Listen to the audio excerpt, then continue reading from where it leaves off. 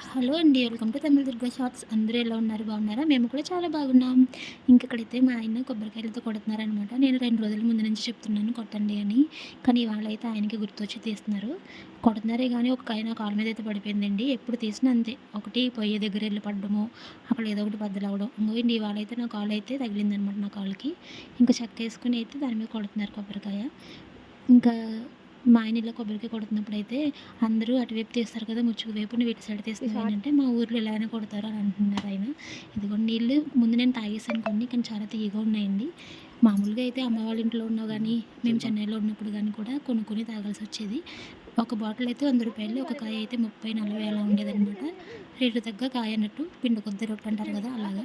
ఇంకా మా బాబు అయితే నాకివ్వకుండా వీళ్ళేంటో తాగేస్తున్నారని చెప్పి నన్ను మొహం పెట్టుకొని బాదుతున్నాడనమాట. వాడికి పెడదామని అనుకున్నాను కానీ కోల్డ్‌గా ఉంది కదా అని పెట్టలేదు. ఇంకా లాస్ట్‌లో గుంజు కూడా వదలకూడదు కదా మరి. ప్లీజ్